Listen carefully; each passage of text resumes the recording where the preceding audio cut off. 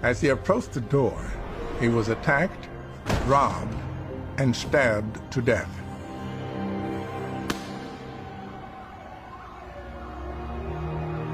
Halo, kembali lagi bersama Livi Gani.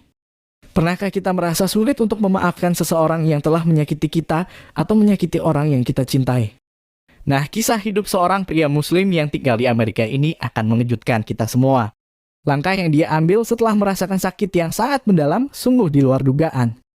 Jadi, siapkan secangkir kopi dan tonton video ini sampai selesai.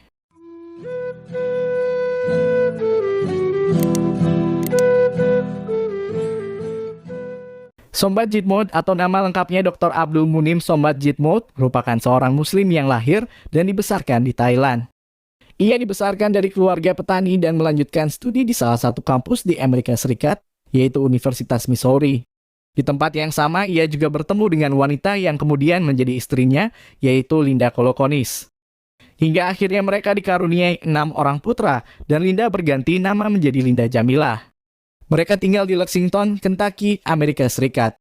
Dr. Jitmut sering pergi keluar kota karena beliau merupakan pimpinan 7 sekolah Islam di Amerika.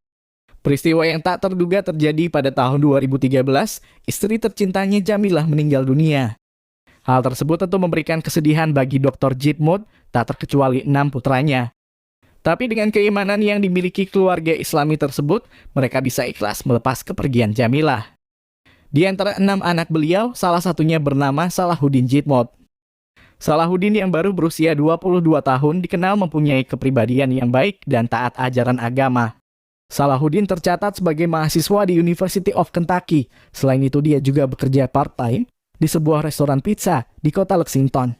Pada tanggal 19 April 2015, saat itu Salahuddin sedang melakukan rutinitasnya bekerja seperti biasa. Tidak lama, masuk sebuah orderan pizza. Setelah pegawai restoran menyiapkan orderan tersebut, kemudian Salahuddin diminta mengantarkan pesanan pizza itu ke sebuah apartemen bernama Walnut Hills. Begitu sampai di tujuan, Salahuddin dihampiri oleh 3 orang tak dikenal.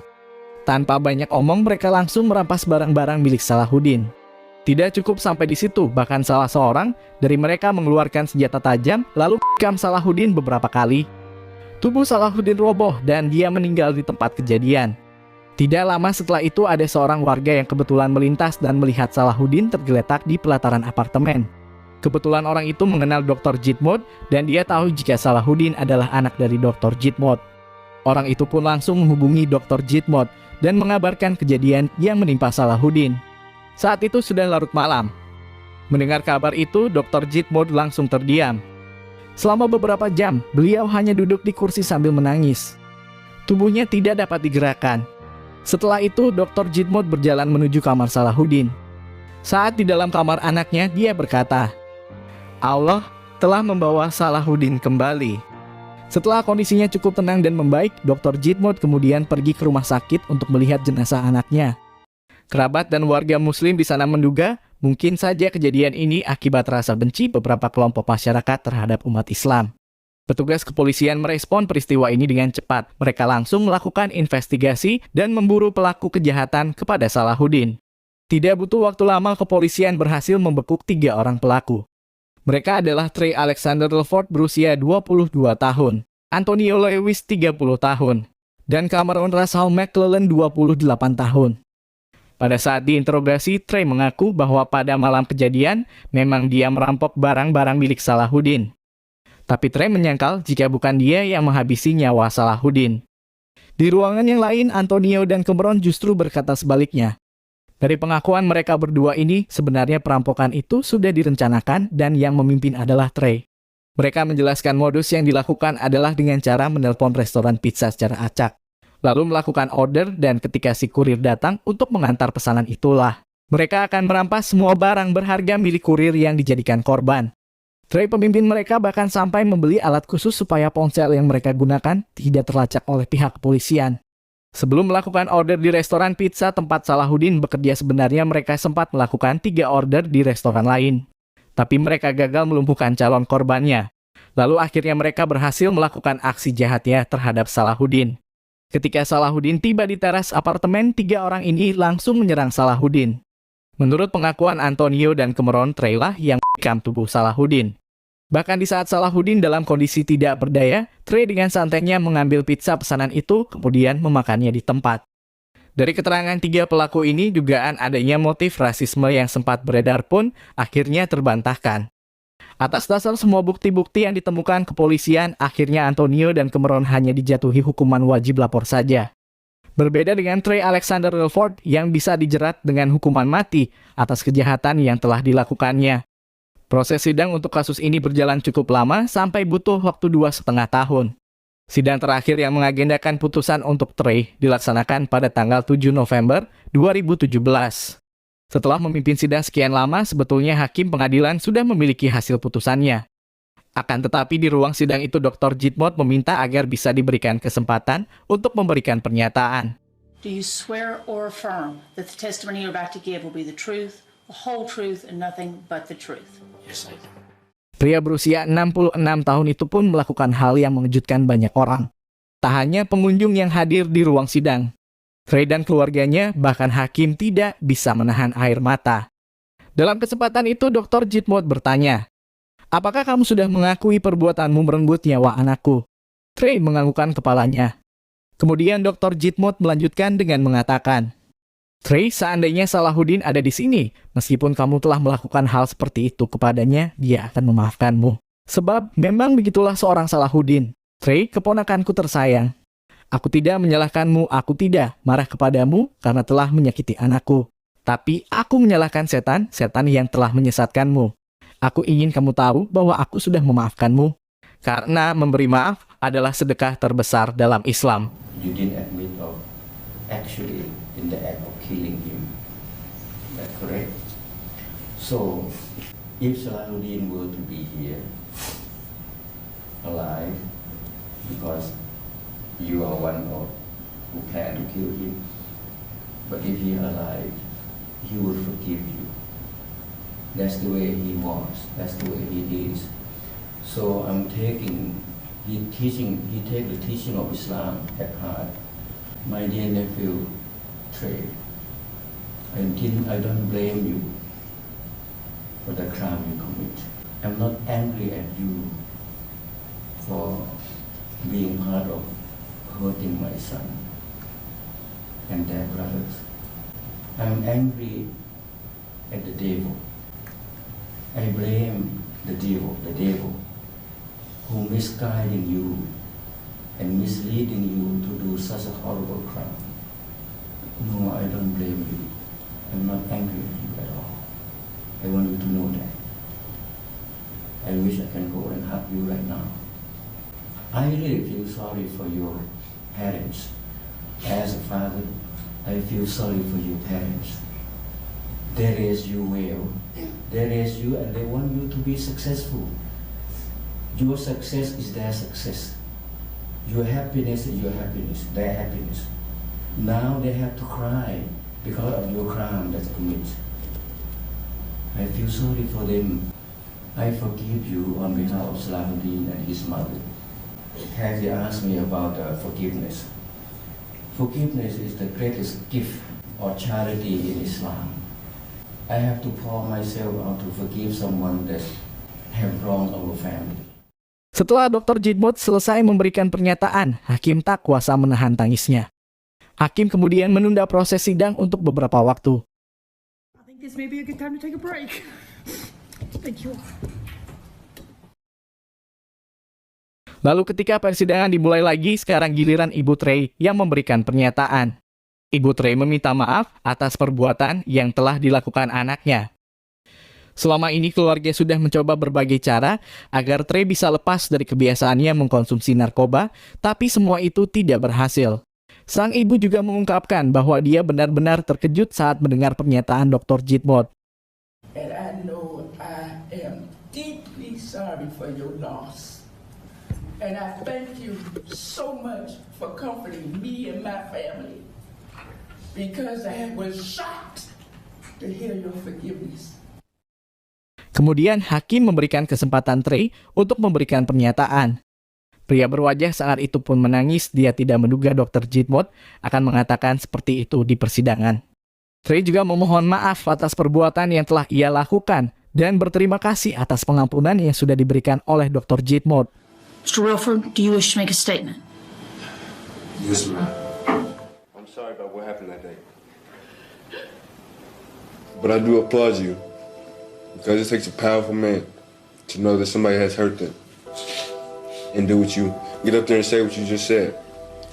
I have a child. She is 4. And I can imagine the hurt, the pain from what you learned. Just tell us I can do it. Well, I thank you for your forgiveness. Melihat pria yang merenggut nyawa anaknya meneteskan air mata, Dr. Jitmut pun memberi Trey tisu. Di kesempatan ini Dr. Jitmut menjabat tangan Trey, kemudian memeluknya.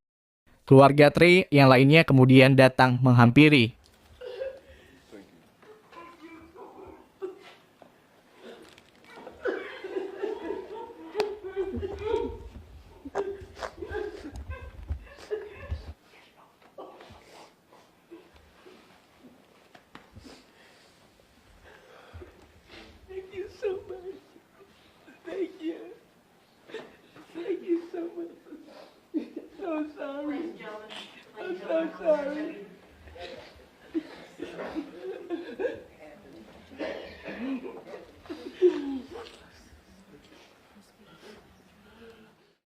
Setelah menganalisa seluruh jalannya persidangan dan dengan mempertimbangkan semua kondisi yang ada, termasuk keikhlasan Dr. Jitmut, hakim yang awalnya ingin menjatuhkan hukuman seumur hidup untuk Trey, kini merubah putusannya menjadi hukuman penjara selama 31 tahun dengan kemungkinan untuk banding.